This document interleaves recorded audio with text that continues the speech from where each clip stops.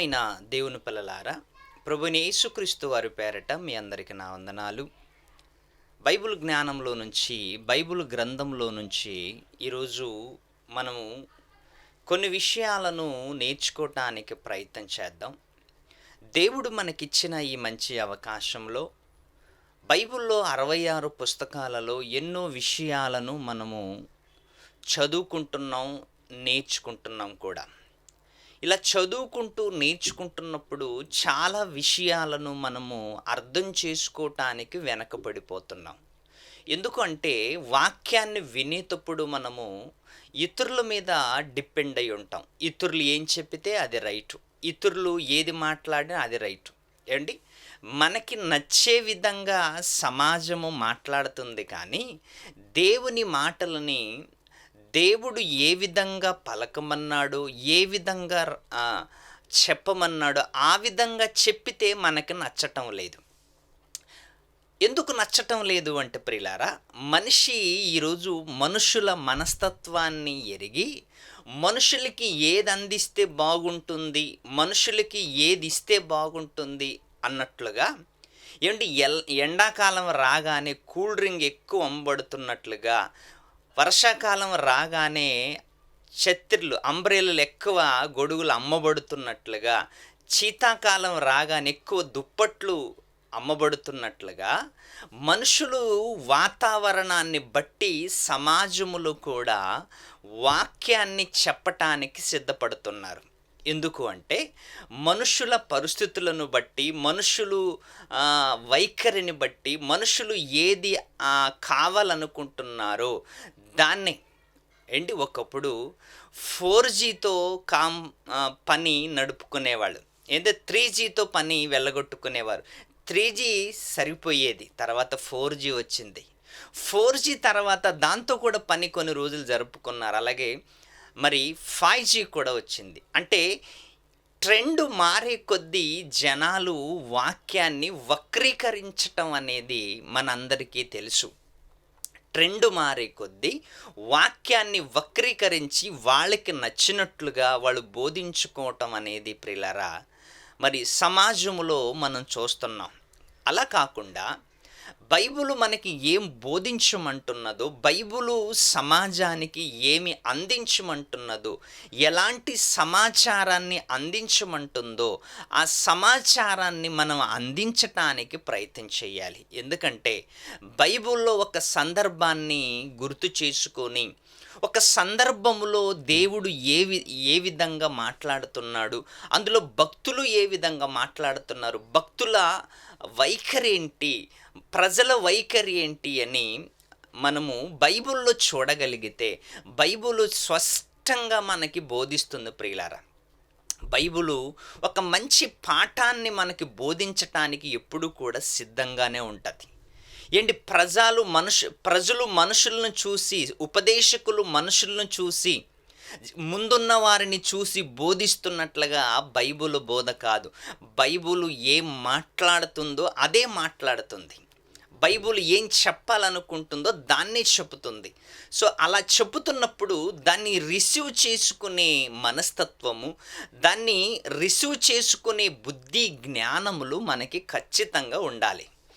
లేకపోతే ఎవరు చెప్పిన వాక్యాలను మనం స్వీకరించి, ఎవరు పడితే వారు బోధించిన వాక్యాలను మనం స్వీకరించి, లేకపోతే వాళ్ళు రైట్గా బోధిస్తున్నారా, రాంగ్గా బోధిస్తున్నారా, లేకపోతే మనం రిసీవ్ చేసుకునే విధానములో పొరపడుచున్నామా అన్న ఆలోచనలతో మనము చక్కగా వాక్యాన్ని నేర్చుకోవాలి.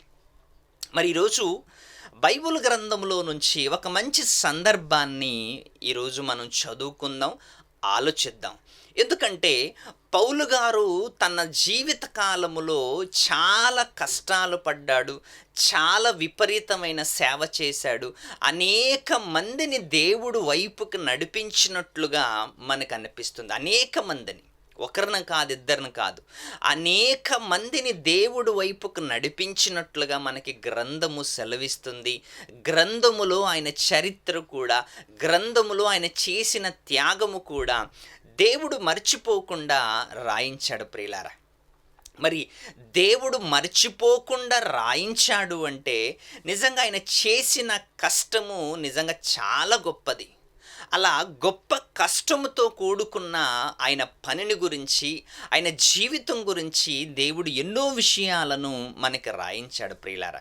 అందులో ఒక సందర్భాన్ని మనం ఆలోచించగలిగితే, పౌలు గారు రోమా సంఘానికి ఉత్తరాన్ని రాస్తూ, రోమాలో ఉంటున్న సంఘానికి ఉత్తరాన్ని రాస్తూ, అందులో తన గురించి ఎస్పెషల్‌గా తన గురించి ఒక మంచి మాటని వ్రాసాడు.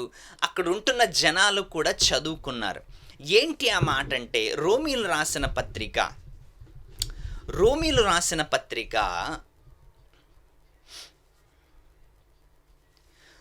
రాసిన పత్రిక 7వ అధ్యాయము 24వ వచనాన్ని మనము చక్కగా ఆలోచించగలిగితే ఒక మంచి విషయాన్ని మనకి పౌలు గారు వ్రాస్తున్నట్లుగా కనిపిస్తుంది. ఏమనంటే, అయ్యో నేనెంత దౌర్భాగ్యుడను అని మాట ప్రారంభిస్తున్నాడు.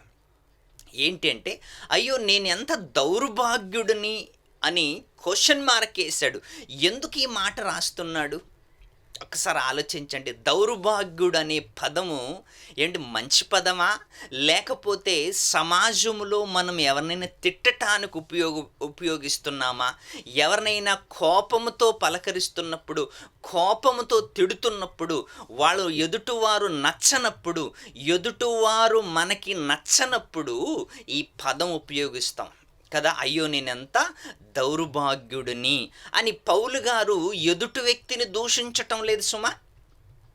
పౌలు గారు ఎదుటి వ్యక్తిని దూషించటం లేదు, ఎదుటి వారిని గురించి మాట్లాడటం లేదు, తన గురించి తానే మాట్లాడుతున్నాడు. చూసారా, తన గురించి తానే మాట్లాడుతూ ఏమంటున్నాడు అంటే, అయ్యో నేనెంత దౌర్భాగ్యుడను, ఇట్టి మరణమునకు లోనగు శరీరము నుండి నన్ను ఎవడు విడిపించును? ఇట్టి మరణమునకు లోనగు శరీరము నుండి అంటే మరణమగు శరీరము నుండి, మరణమయ్యే శరీరము, నశించిపోయే శరీరం. చూసారా, పౌలు గారు ధరించుకున్న శరీరములో ఉండి మాట్లాడుతున్నాడు. పౌలు గారు శరీరములో ఉండి శరీరాన్ని ధరించుకొని మాట్లాడుతున్నాడు. ఏమని మాట్లాడుతున్నాడు అంటే, ముందుగా ఆయన మాట్లాడిన మాట ఏంటంటే, అయ్యో నేనెంత దౌర్భాగ్యుడను, ఇట్టి మరణమగు శరీరములో నుంచి నన్ను ఎవడు విడిపిస్తాడు? అసలు నేను నివాసం చేస్తున్నది ఏంటి, తిహార్ జైలు కంటే భయంకరమైనది. నేను నివాసం చేస్తున్నది, నా గుడారము, నా శరీరము ఎలాంటిదంటే ఒక భయంకరమైన ఆలోచనలకు లోనైనది. ప్రకృతి పంచభూతాలతో నిర్మాణమైన ఈ శరీరము, ప్రకృతిలో ఉన్న వాటికి అలవాటు పడిన ఈ శరీరము, ఈ ప్రకృతి నుంచి తీయబడిన ఈ శరీరములో నేను ఉన్నాను అంటే, అసలు ఇందులో నుంచి నన్ను ఎవడు కాపాడుతాడు అని పౌలు గారు మాట్లాడుతున్నాడు ప్రియులారా. నిజంగా ఈ ఆలోచన ఈరోజు ఎవరికైనా వచ్చిందా? అందరూ పౌలు గారు ఏ శరీరములోనైతే ఉన్నాడో, పౌలు గారు శరీరములో ఉండి ఎలాగైతే మాట్లాడుతున్నాడో, నేటి బోధకులైనా, నేటి సమాజమైనా, నేటి యువతరమైనా ఈ మాట మాట్లాడుతుందా? అయ్యో నేనెంత దౌర్భాగ్యుడను, ఎంత దౌర్భాగ్యుడను నేను, ఇట్టి మరణమగు లోనగు శరీరము నుండి నన్ను ఎవడు విడిపించును? అంటే అసలు నేను ఉంటున్న శరీరము ఎలాంటిదంటే ప్రకృతి సంబంధమైన వాటికి ఆశలకు లోబడి, ప్రకృతి నుంచి వచ్చే వాటి కోసం వేగిరపడి, ప్రకృతి నుంచి వచ్చే వాటిని ఆశిస్తూ అవలంబిస్తూ, ప్రకృతిలో ఉంటున్న వాటి కోసం అలవాటు పడిన ఈ శరీరములో నేనున్నాను అంటే ఇందులో నుంచి నన్ను ఎవడు విడిపించగలడు అని నిజంగా ఒక మాట మాట్లాడుతున్నట్లుగా కనిపిస్తుంది. ఎందుకంటే శరీరాశ, నేత్రాశ జీవపు డంబము అనుంది బైబిల్లో, మనందరికీ తెలుసు. ఈ మాటలు సుపరిచితమైన మాటలు.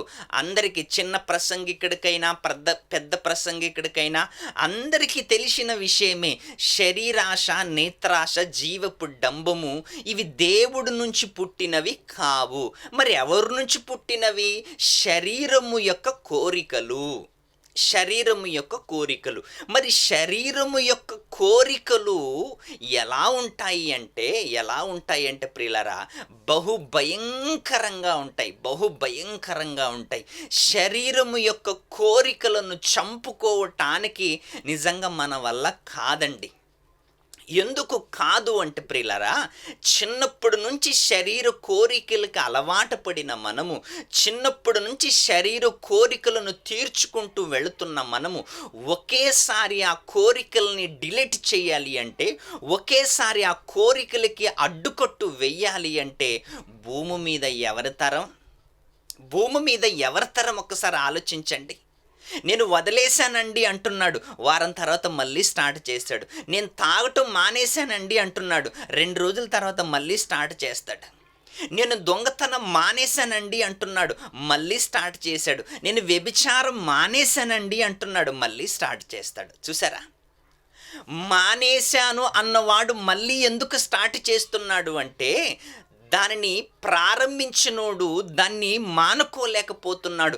దాన్ని అనుభవిస్తున్నవాడు, శరీర కోరికల్ని నెరవేర్చుకుంటున్నవాడు దాన్ని ఆపుకోలేకపోతున్నాడు. అందుకే శరీరము గురించి పౌలు గారు మాట్లాడుతూ ఏమంటున్నాడు అంటే, ఇట్టి శరీరములో నుండి నన్ను ఎవడు విడిపించును అంటే, నిజంగా ఒక ప్రమాదములో ఉన్నాను, నేను ఒక ప్రమాదములో చిక్కుకున్నాను. ఒక కోరిక గుమ్మములో నేనున్నాను, ఒక కోరిక నిలయములో నేనున్నాను. ఇందులో నుంచి నన్ను ఎవడు విడిపించగలడు అని పౌలు గారు మాట్లాడుతున్నాడు ప్రియులారా. ఎందుకంటే, నా యందు అనగా నా శరీరమందు మంచిది ఏదియు నివసింపదని నేను ఎరుగుదును. నా యందు అనగా నా శరీరమందు మంచిది ఏదియు నివసింపదు. ఎందుకంటే ఇది నాశనానికి లోనైపోయే శరీరం. నీవు నేను ధరించుకున్న ఈ ఆకారం ఎలాంటిదంటే, మట్టిలో నుంచి వచ్చిన ఈ ఆకారము, మట్టిలో నుంచి వచ్చిన ఈ దేహము తిరిగి మన్నైపోతుంది అని ప్రసంగి గ్రంథములో మనందరికీ తెలిసిన మాట. ప్రసంగి 12:7 మన్నైనది వెనకటి వల్లనే మన్నయి మరలా ఆత్మ తాను దయచేసిన దేవుని యొద్దకు పోవును. అంటే మన్ను మట్టిలో కలిసిపోతుంది, ఆత్మ దేవుని యొద్దకి పోవును అని చక్కటి సందర్భాన్ని మనకి చదువుకోవటానికి బైబిల్లో దేవుడు రాయించాడు.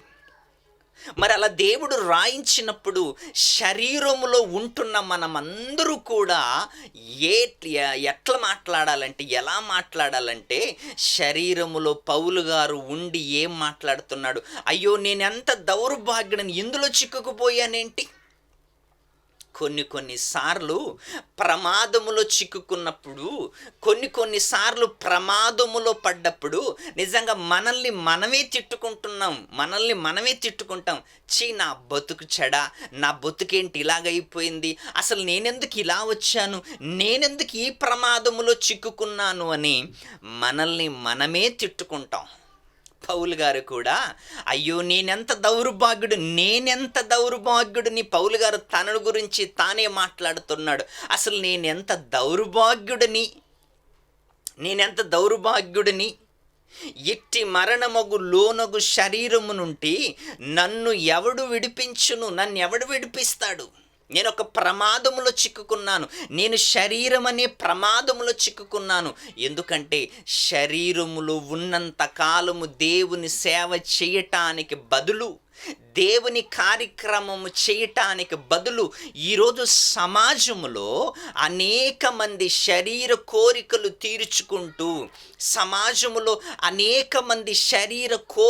తీర్చుకుంటూ, అందరూ తమ సొంత కార్యక్రమాలనే ఆలోచిస్తున్నారు. అందరూ తమ సొంత కార్యక్రమాలని ఆలోచిస్తున్నారు. సొంత కార్యక్రమాలలో ఏముంటాయి చెప్పండి? సొంత కార్యక్రమాలలో ఏముంటాయి? కొడుకు గురించి ఆలోచించటం, కూతురు గురించి ఆలోచించటం, భార్య గురించి ఆలోచించటం, వాళ్ళని ఎలా సుఖపెట్టాలని ఆలోచించటం, రెండవది మన గురించి మనం ఆలోచించుకోవటం. ఇవన్నీ చూస్తుంటే సొంత కార్యక్రమాలు అంటే అందులో దేవుని కార్యక్రమాలు ఏముండవు. అన్నీ శరీర సంబంధమైన కార్యక్రమాలే. రక్త మాంసములు, బంధువులు దేవుని రాజ్యానికి వెళ్ళలేరు. ఏంటి? రక్త మాంసములు దేవుని రాజ్యానికి చేరుకోలేవు అంటే రక్త సంబంధికుల కోసము నీవు బ్రతికితే, రక్త సంబంధికులు నీవు సుఖపెట్టాలనుకుంటే, రక్త సంబంధికుల కోసము నిన్ను నీవు ఖర్చు పెట్టుకుంటే దేవుని రాజ్యానికి వెళ్ళలేవు అని బైబిలు స్పష్టంగా మనకి వినిపిస్తుంది ప్రియులారా. అందుకే భూమి మీద నివాసం చేస్తున్న, శరీరాలలో నివాసం చేస్తున్న మనము చాలా జాగ్రత్తగా ఆలోచించాలి. పౌలు గారు అదే మాట్లాడుతున్నాడు. నా యందు అనగా నా శరీరమందు మంచిది ఏదియో లేదు. నేను ఇష్టమొచ్చింది చెయ్యాలనుకుంటున్నాను. ఇచ్చయించినది ఇచ్చయింపన దాన్ని ఇష్టమొచ్చింది చెయ్యాలనుకుంటాను, కానీ నాకు ఇష్టము కాని దాన్ని చేస్తున్నాను. నాకు నచ్చిన దాన్ని నేను చెయ్యాలనుకుంటున్నప్పుడు నాకు నచ్చని దానిని నేను చేస్తున్నాను అని పౌలు గారు నిజంగా ఈ పత్రికలో చాలా క్లియర్ కట్టుగా మనకు రాశాడు. పౌలు గారు చాలా క్లియర్ కట్గా రాశాడు. అందుకే ఎక్కువ శాతము దేవుని కోసం బ్రతకకుండా మనము మన కోసము బ్రతుకుతున్నట్లుగా మనకి కనిపిస్తుంది. 24 గంటలు మన కోసమే, 64 గంటలు మన కోసమే. అబ్రహాము గారు ధనవంతుని గురించి ఒక మాట మాట్లాడుతున్నాడు. ఏంటి ఆ మాట అంటే, అబ్రహాము గారు ధనవంతునితో ఏం మాట్లాడుతున్నాడంటే, కుమారుడా, నీవు నీ జీవిత కాలములో నీకిష్టం వచ్చినట్లు సుఖం అనుభవించితివి అనే పదాన్ని మాట్లాడుతున్నాడు. అబ్రహాము, నీవు నీ జీవిత కాలములో నీకిష్టం వచ్చినట్లు నీవు సుఖం అనుభవించితివి అంటే భూమి మీద సుఖాన్ని కోరుకునేవాడు, భూమి మీద సుఖపడాలి అనుకునేవాడు ఏకంగా ధనవంతుడున్న స్థలానికి వెళతాడు అని అబ్రహాము గారు ఒక చక్కటి మాటని మనకి తెలియచేశాడు. మనుషులు భూమి మీద సుఖాలకు అలవాటు పడి, సంతోషాలకు అలవాటు పడి, దేవునిలో ఎదగకుండా, దేవుని సేవ చేయకుండా, దేవుని కోసం బ్రతకకుండా, భయము భక్తి కలిగి ఉండకుండా ఈ లోకములో సుఖపడాలన్న ఆలోచనతో మనిషి రాత్రి పగులు కష్టపడుతూ ఆ కష్టార్జితంతో సుఖపడాలన్న ఆలోచన కలిగి ఉన్నాడు. చూసావా ఎంత దౌర్భాగ్యం ఇది! శరీరాన్ని సుఖపెట్టడానికి, శరీరపు కోరికలు తీర్చటానికి రాత్రనక పగలనక కష్టపడి చివరికి మట్టిలోకి పోయే శరీరాన్ని సంతోషపరచటానికి రాత్రి పగలుని ఒకటి చేసి కష్టపడ్డావు కదా, అది నీకేమందించింది ఒక్కసారి ఆలోచించు. శరీరము మనకి ఏమందించింది? సుఖాన్ని అందించిందా? స్వర్గాన్ని అందించిందా? దేవుని గురించి మనకి ఆలోచింపజేసిందా? ఏమీ లేదు ప్రియులారా. ఒక్కసారి ఆలోచించండి. భూమి మీద బ్రతుకుతున్న మన జీవితాలు, మనము ధరించుకున్న శరీరములో మనం ఉంటున్నాము అంటే ఒక భయంకరమైన స్థలములో, పాపానికి అలవాటైన శరీరములో మనం ఉంటాము. పాపానికి అలవాటు పడిన శరీరములో మనం ఉంటున్నాము అంటే నిజంగా ఎంత జాగ్రత్తగా బ్రతకాలి. ఇంకొక మంచి మాట, 7వ అధ్యాయం, రోమీయులకు రాసిన పత్రిక 7వ అధ్యాయము 20వ వచనం. కాబట్టి మేలు చేయుగోరు నాకు కీడు చేయుట అగుచున్నదనను ఒక నియమము నాకు కనబడుచున్నది. అంతరంగ పురుషుని బట్టి దేవుని ధర్మశాస్త్రమునందు నేను ఆనందించుచున్నాను గాని వేరొక్క నియమము నా అవయవములో ఉన్నట్లు నాకు కనబడుచున్నది. వేరొక్క నియమము నా అవయవములలో ఉన్నట్లు నాకు కనబడుచున్నది. వేరొక్క నియమం, ఒక సిస్టమ్. నియమము అంటే ఏంటి? ఒక సిస్టమ్. నా శరీరం వేరొక్క నియమము నా అవయవములో నాకు కనబడుచున్నది. ఒక సిస్టము నా శరీరములో కనిపిస్తుంది. ఒక సిస్టము, ఒక నియమము నా అవయవములలో నాకు కనిపిస్తుంది. అదేంటంటే ప్రియుల, ఒక్కసారి ఆలోచించండి. వేరొక్క నియమము నా అవయవములో ఉన్నట్లు నాకు కనబడుచున్నది. అది నా మనస్సు నందున్న ధర్మశాస్త్రముతో పోరాడుచు నా అవయవములో ఉన్న పాపం నియమమునకు నన్ను చెరపట్టి లోపరుచు కొనుచున్నది. అంటే పాప నియమము చెరపట్టి లోపరుచుకుంటున్నది. ఒక్కసారి ఆలోచించండి ప్రియులారా. మనము వేసుకున్న శరీరాలు, మనము ధరించుకున్న శరీరాలు పాప నియమానికి, పాపానికి అలవాటు పడిన శరీరాలు. పాపానికి అలవాటు పడిన ఈ శరీరాలలో నుంచి నన్ను ఎవడు విడిపించగలడు అని పౌలు గారు కేకలు వేస్తున్నాడు. అదే పైన చదివితే ఒక మంచి మాట, 18వ వచనం, నాయందు అనగా నా శరీరమందు మంచిది ఏదియు నివసింపదని నేను ఎరుగుదును. మేలైనది చేయవలనని కోరిక నాకు కలుగుచున్నది. మేలైనది చేయవలనని కోరిక నాకు కలుగుచున్నది గాని చేయగోరని కీడును చేయుచున్నాను. చెయ్యకుండని దానిని చెయ్యగోరని కీడును చేయుచున్నాను అంటున్నాడు పౌలు గారు. ఒక్కసారి ఆలోచించండి. శరీరపు కోరికలు తీర్చుకుంటూ ఒకవేళ మనము ముందుకు సాగితే, చివరికి మనకు దక్కేది పాతాళమే అని మర్చిపోకూడదు ప్రియులారా. చివరికి మనకు దక్కేది నరకమే అని మాత్రం మర్చిపోకూడదు. శరీర కోరికలకు ఫుల్ స్టాప్ పెట్టేసి, శరీర కోరికలను అక్కడితో కట్ చేసేసి, నియమము, ఒక దేవుడు గురించిన నియమము మన శరీరములో వేసుకొని ఈ శరీరముతో దేవుని గురించి మనము వాడాలి. ఈ శరీరాన్ని దేవుడి గురించి మనము వాడాలి ప్రియులారా.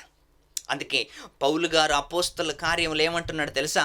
ఎటు పోయినను మాకు శ్రమలే, ఇంట్లో ఉన్నను శ్రమలే, బయటికి వెళ్ళినను శ్రమలే, సువార్తకెళ్ళినను శ్రమలే, ఎటు పోయినను మాకు శ్రమలే. ఒక్క అరగంట కూడా మా శరీరాలను మేము సుఖపెట్టలేదు. ఎటు పోయినను మాకు శ్రమలే వ్యాపిస్తున్నాయి, ఎటు పోయినను మాకు శ్రమలే వస్తున్నాయి. అయినా శ్రమలు అనుభవించి పౌలు గారు ఏమంటున్నారంటే, ఇది అనుభవించవలసినదే అంటున్నాడు. ఇది అనుభవించవలసినదే, ఎందుకంటే దానికోసమే నేను క్రీస్తులోకి వచ్చాను, శ్రమలు అనుభవించటానికే వచ్చాను. పౌలు గారిని దేవుడు శ్రమలు అనుభవించటానికే, అనేకులు శ్రమలు అనుభవించటానికి పౌలు గారిని దేవుడు ఏర్పరచుకున్నాడంట. అనేక శ్రమలు అనుభవించటానికి పౌలు గారిని దేవుడు ఏర్పరచుకున్నాడు అంటే ఒక్కసారి మనం ఆలోచించగలిగితే, భూమి మీద శ్రమలు అనేవి మనకి వరాలు లాంటివి. భూమి మీద శ్రమలు అనేవి పరలోకానికి నడిపించే మెట్లు లాంటివి. శ్రమలొచ్చాయని జడిసిపోకుండా, శ్రమలొచ్చాయని బాధపడకుండా, శ్రమలొచ్చాయని కుంగిపోకుండా నువ్వు ధైర్యంగా నిలబడగలిగితే, నువ్వు ధైర్యంగా వాటిని ఎదుర్కోగలిగితే నీ వెనకాల దేవుడున్నాడని మర్చిపోకు. మన వెనకాల దేవుడున్నాడు, మనల్ని ఇంకా ముందుకు నడిపిస్తాడు ప్రియులారా, ఇంకా ముందుకు నడిపిస్తాడు. నువ్వు ఒక అడుగు వేస్తే దేవుడు 10 అడుగులు నడిపిస్తాడు. నువ్వు 10 అడుగులు వేస్తే దేవుడు 100 అడుగులు నిన్ను నడిపిస్తాడు. అలా 100 అడుగులు నడిచిన నీవు మెల్లమెల్లగా పరలోకానికి దగ్గర అవ్వటానికి నువ్వు ప్రయత్నం చేయాలి. ఏంటి, ఒక చేప నీటికి ఎదురు ఈదుతుంది అంటే దాని శక్తి సామర్థ్యం ఒక్కసారి ఆలోచించండి. కష్టాలనే సముద్రములో నీవు కూడా ఎదురు ఈదాలి. అలా ఈదగలిగితే, అలా వాటిని ఎదుర్కోగలిగితే విజయం నీదే, పరలోకము నీదే ప్రియులారా. అందుకే శరీరానికి వస్తున్న కష్టాలను, శరీరానికి వస్తున్న ఇబ్బందులను, శరీరానికి వస్తున్న కష్టాలను వచ్చినా రానివ్వండి ప్రియులారా, రానివ్వండి.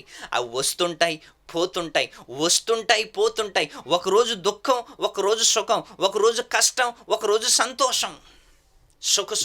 సుఖ దుఃఖాలను దేవుడు జతపరిచి ఉన్నాడని బైబిల్లో మనం చదువుకున్నాం కదా.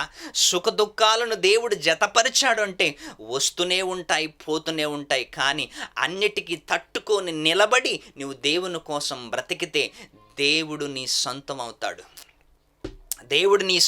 అవుతాడు. నీవు అనుకున్న రాజ్యానికి, నీకు ఆహ్వానింపబడిన లోకానికి నువ్వు ఖచ్చితంగా వెళ్ళటానికి సిద్ధపడతావు. అందుకే దేవుడు వ్రాయించిన ఈ మాటలని, మనమున్న ఈ శరీరము ఒకరోజు నాశనం అయిపోయేది కాబట్టి నాశనం అవ్వటానికంటే ముందే ఈ శరీరాన్ని దేవుని సేవలో సంపూర్ణంగా వాడాలని కోరుకుంటూ ఈ సమయాన్ని ముగిస్తూ సెలవు తీసుకుంటాను.